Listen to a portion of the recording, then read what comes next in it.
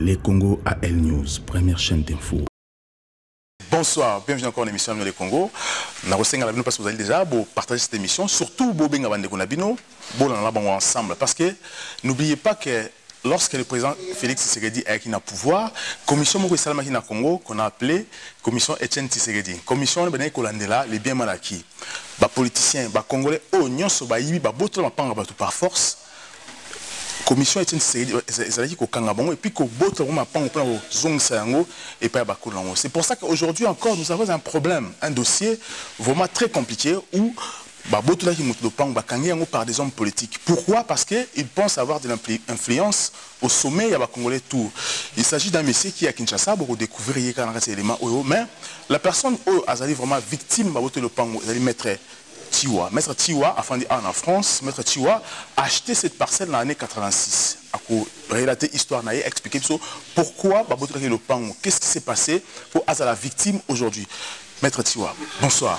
Bonsoir, bonsoir. Voilà, bienvenue encore dans cette émission. Tu es invité pour relater l'histoire, ce qui se passe. Tu es victime, il y a bien mal acquis, le pango à Kinshasa. Mais question, pourquoi il faut Maître Tiwa babotole le pango? Merci à tout le monde et bonsoir madame et messieurs. Et puis bon, pour les Congolais, bon, boyemi les Kambulanga et le Pangulanga, ils ont bâti les lotés. Et ça, les messieurs Belé Zalakin, ça c'est Salema, Balinga, la face, tout ça, boyé biango pour le Pangulanga. Donc le Pangulanga, il y a qui terrain vide. Na somba qui ont tatekelenga, madame Lusakivan, Anne-Marie Makako Lusakivan. Il y a mon tatekela qui a terrain. Simple question, pourquoi il faut pas le pan? Qu'est-ce qui s'est passé? Pourquoi il y a des fausses victimes? Na kadi machinta parce que azana bateau yemoka yebi simanaye obako sungaye aza fils aîné ya papa Chinta. Papa Chinta o yazale qui voisin ngai, c'est-à-dire ngala somba que le pango et pas ya madame de Sakivana. Donc, ce qui fait papa, on a madame de Sakivan à terrain, na 92. Ngai, madame de Sakivan a le même terrain, na 97 terrain. Na somba kiango, na bandi kotonga, na tongia moti, et si les deux banda comme les deux étages, nanda comme nene, mbala moko kadima, aye ko boto lango, soit disant, à comme elle a expliqué que, vente à papa na yo ya salaki, ya salaki absent. Azo qui part na yété. Histoire vraie. Il est venu me voir. Alobi, ngala azo qui part à papa nangate ya ngora yo faut pesa nga part na ngai. Ngala alobi non ngala ko pesa part na yote parce que yo mutotekela nga mabelité. Mabelé mutatekela madame Lusakiva ngana on n'a rien à voir. Donc hier à boto le pan pourquoi? Parce que hier azo qui part na yété. Azo qui part na yété selon leur papa tekaki le pan wana. Na madame Lusakiva na hier azo qui partait parce que azala qui absent na Kinshasa zaki na Kanana. Voilà mon papa Koufinde Yaye a déclaré par Naïe. Voilà, tout bandel sur émission d'abso. Je rappelle que Maître Tiwa Azali un champion, Azanaba trophée belé, Azanaba médaille belé. C'est la première fois na moni un sportif aussi congolais, na médaille na se belé. Je rappelle que Azali fédération diplôme naïe à karaté, yango yobomoni et aussi ba trophée yango na table, ba médaille Azali et belé na table. Bokomo yango na suka émission d'abso. Alors Maître Tiwa, la ligne tout banala et bandeli. Il y a dossier nayo au sommet le pango nayo aux alaki na poto pour sommet le pango na Kinshasa. Comment ça s'est passé pour le contact et au sommet le pango? Ok, merci. Pour nous avoir contact na kende ki na agence yango agence na Bandalungwa. Agence bozomona na Bandalungwa na kende ki na agence immobilière. Yango agence immobilière. Yango na kende ki. Oui. Bango ne ba meminga toke na bango tin hôtel de ville yango. À Kinshasa. Na Kinshasa. À Bandal bien à Kinshasa. Na hôtel de ville na Gombe. Voilà. Na Gombe, toqué hôtel de ville, parcelle a été morcelée en Goyo, na cadastral, fiche parcellaire ya maman. Je vois un oui. Au monde comme Lambo, il y a madame le sacrifice sur hôtel wana, il y a teke la kinga, comme Lambo. Pardon, na simbango bien. Voilà. Et comme Lambo. Alors, je rappelle que Oezali fiche parcellaire. Voilà. Il y a madame et Angaliema, madame propriétaire et Loubon. Makako ye wana. Elumbo, hein? Oui, Elumbo. Makako. Ye wana. Voilà. Donc Makako Lumbo, il y a eu Madame de Sakivana. D'accord. Il y a mon tâté qui a un terrain, ou il y a des fiches parcellaires, toqué nango, va changer si quoi au monde, il y a comment il y a un combo nanga. Ah, toujours fiche parcellaire. Fiche parcellaire.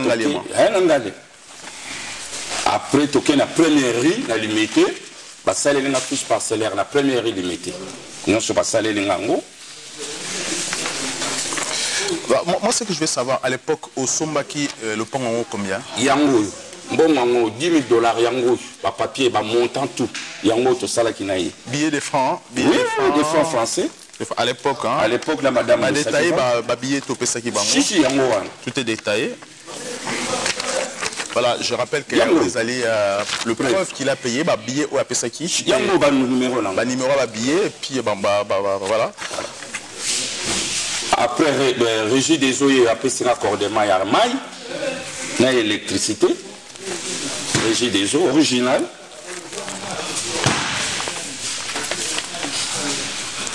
Morcellement, il y a parcelle en haut, il y a régie des eaux, il y a un original. Alors, lorsque Sombi le Pangouana, une partie ou bien c'était un parcelle morcelé, c'était un terrain morcelé, qui a depuis longtemps. C'était un parcelle morcelé, c'est-à-dire papa Chinta, à Kataki et pas à Madame le Sakivana, Anne-Marie Makako, une partie. Parcelle a été morcelée, on a été que l'endam. Donc Madame Anne-Marie a sombi en une partie, nous avons la Congo Bakati Lichette, de Tolar la Congo Bakati Lichette, et ça on a croqué Lichette, Bakati en gros, on a bien. Oui, ils ont morcelé la parcelle, l'endam ou l'angango. Est-ce qu'aujourd'hui, ils sont toujours là aujourd'hui dans la parcelle? Bazali parce que quand dit la parcelle wana bamba na 30 ngana na 30 bis. Bango bazali wana bana le kolo lupango ya papa Chinta bakadi mabavai na 30 ngana na 30 bis na monso bakatela ingati. Donc tongi banda kunanga wana. Et bango bazo dans la 30 bis. Bango baza la 30, ngana na 30 bis. Mais qu'est-ce qui s'est passé? Alors qui vit maintenant la 30 bis parce la 30 bis sikoyo Yé, Kadima, a fondé qui n'a la tripe yangalema. A fondé la tripe yangalema qui est ngai moto, na yibi terrain na bango, na tomi bandako. Tant a fondé la tripe yangalema, na zolo belabino tripe yangalema yango.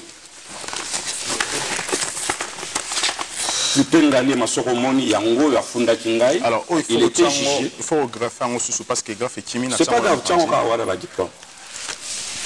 A fondé ngai, il y a na tongi bandako. Na tongi bandako. Sikoyo, j'étais obligé na kele ko sala certificat d'enregistrement. Na affaire foncière. Parce que quand on dit tu construis une maison, il faut mettre mise en valeur. Oui. Alors j'ai mis la parcelle en valeur. Maintenant j'ai été allé faire pour qu'on me fasse les certificats d'enregistrement. La commission a non certificat moi ça a été un cas d'Imaya ou ça certificat en 2000. À reconnaître le pan on a bien entendu donc à tiens coin nous sur le pan comme il y a bango. Alors il a fait les deux certificats yango. Certificat d'enregistrement Salaki. Donc, au commune, tu as sur. Tu es la Salaki en affaire foncière. D'accord. À Kesiko, le coup, la monnaie a tombé Bandaku. À l'Inisiko, tu as le certificat qui a reconnaître Ndaku Nanga, na Lupango Nanga. N'y a ce point qui est comme il y a Bango. Alors, maman la Bango, est-ce que le pont a été vendu en absence? Est-ce que. Maman Koufaki. Est-ce qu'il y a Kola le pont? A Kola Wana Tazaki Nakana. Ayaki Koya. Abota Mawana, Ayaki Koya. Dans le pan où papa qui n'a vivant a contesté après sa mort. Voilà, après sa mort. Azeli, maman Razate, maman papa Koufi, maman Koufi. Il est quoi oui, le pan il faut payer ça part Chiwa. Asenga qui combien à part? Oui, Asenga qui n'a pas c'est-à-dire Asenga qui n'a mbongo penza, à l'obika il faut payer ça part. Matia qui montante, on a la lobby n'a pas sauté. Parce que ça n'a rien à voir avec Ngai Nayo na papa Nayo. Donc, madame le Sakif. Alors, lorsqu'il il a contacté le ministère pour le pont reconnaître le pont. Alors, est-ce qu'il y a eu influence politique dans Simanaye ou pas? il avait toujours parce que azali la batunaye azala kati ya batunaye o ba influencer qui et sali ki ba certificat sali yango yo certificat sali et ngai siko avocat nga ke toke ko takango siko na conservateur soko tali le certificat d'enregistrement des cas d'IMA a été annulé. Conservateur, le zélo, j'ai mon avocat à l'époque, Maître Kazadi, nous en opposition, la conservateur concernant le certificat d'enregistrement à 2000. Et ça non valable. Il y a une lettre Oyo, attaqué conservateur. Après. Voilà, tu marqué pour revenir juste après. Les Congo AL News, première chaîne d'info. Je rappelle que la commission Etienne Tshisekedi, créée dans le gouvernement du président Félix Tshisekedi, obligée à tout c'est le cas aujourd'hui à Maître Tiwa, Oyo, on n'avait pas un certain M. Kadima, Oyo, Botamara dans le village, papa n'a Koufi a réclamé aussi droit. Donc son père a vendu sa parcelle, mais ton papa n'a Koufi a revendiqué droit. Maître Tiwa, est-ce qu'aujourd'hui vous avez menacé pour récupérer parcelle? Nous avons menacé parce qu'il y a des locataires. Mon émission, les lois pour répondre pour l'émission Dadi Bokomba Salaki. À jouer sur le pan de locataire, nous avons récupéré le pan parce que Azal a une influence.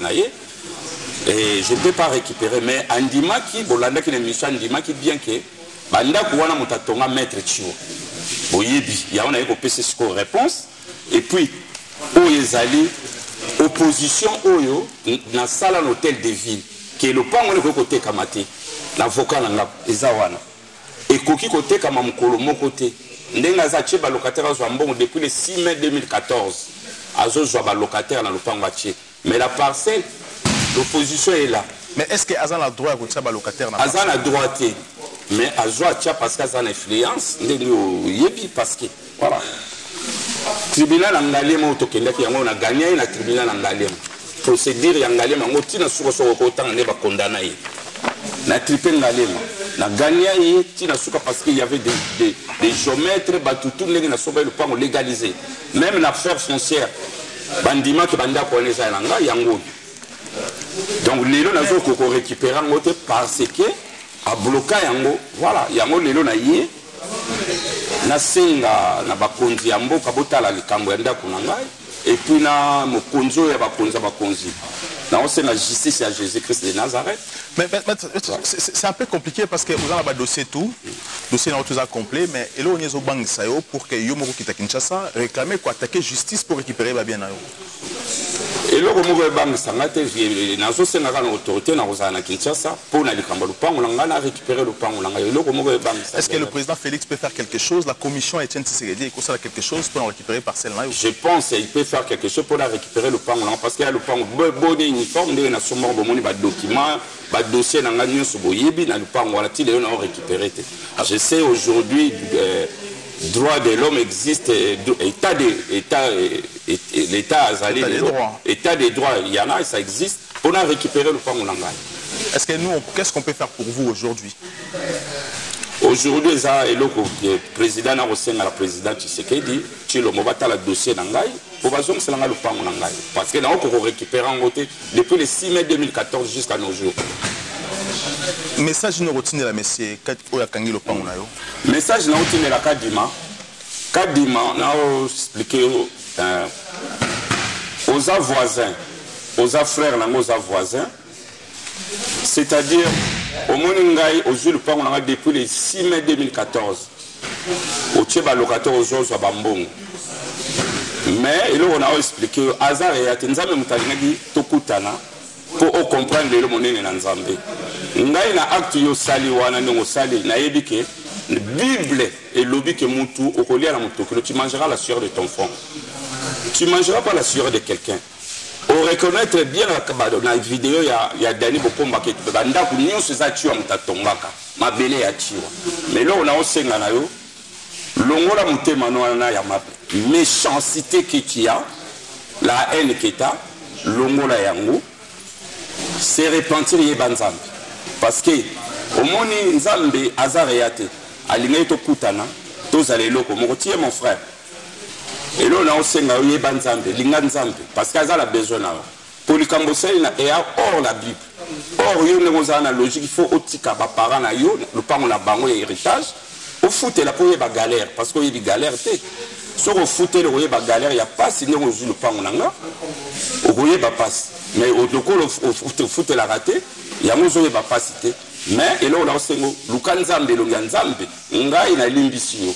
Na acte sali depuis le 6 mai 2014 pour na yebe monnaie na nzambe ozu le pango ya matériel mais ozu bo moyi nanga to souffle de vité souffle o ya vie nzambe mtape sonanga na journaliste na moki il est le plus haut de tous Seigneur Jésus-Christ luka nzambe na lupango na bino bozana ministère monene zala ya pasteur Jean-Marie joie clé ya lupango nanga pesa pasteur Jean-Marie bimisa ba locataire pesa éclat lupango nanga libérer lupango nanga tranquille. Message na zope ça. Après ça est pour l'église dans la lupango na yo. Azan l'église na lupango na bango. À se repentir, à quel pas pasteur Jean-Marie à se repentir, à yebanzambe kadima. Parce que les kambo yo sali ba bengisa son église, ostika li kambo lupango a chi ole ko yo kate. Message na zope songo wana. Tu es mon frère nzamba lingi yo mingi.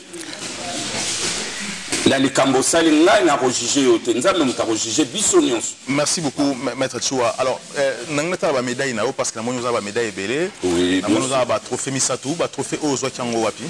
Un trophée c'est la France, karaté, un professeur de karaté, judo, nous avons un club là, donc nous avons un grand professeur à arts martiaux, mon tuteur Yebinga. Et voilà, par ça, je suis aussi PDG de Kabbalah Sécurité, chef d'entreprise, entrepreneur. Ah, en France. Ah, en France, dans Kabbalah Sécurité, toujours protection. Il y a ma kambamine, les mines, les mboko, batuayebi, et puis Moussala Nangango. Est-ce qu'il y a une médaille dans l'Union? Si. Et ça combien la médaille? C'est belle. Ça fait combien de temps on va dans le sport? Sport, on a au moins été badate. Alors, première médaille au soir, ils ont été aïe, on a voulu valider. Et médaille à Souka, c'était quand? Médaille à Souka, ça fait 3 ans passés. Ça fait 3 ans. Donc, vous allez prof, dans le club, vous allez? Si, professeur. Comment club Nini? Club France, quoi. Karaté club France, diaspora de France. D'accord. Donc, je vous rappelle que vous avez la médaille Union Sor, il y a Maître Tchoua. Trophée na épée en message. Merci beaucoup, Maître. Merci beaucoup. Merci de nous répondre à l'émission. Alors, je vous promets que cette émission sera suivie par les autorités à Congo, président de la République, le Premier ministre et aussi procureur sur la Congo, la décision pour cette émission. Merci encore d'avoir cette émission. Vous partagez surtout. Nabino, vous abonnez à la chaîne, vous s'abonner et vous retenez encore prochainement. À très bientôt. Les Congo AL News, première chaîne d'info.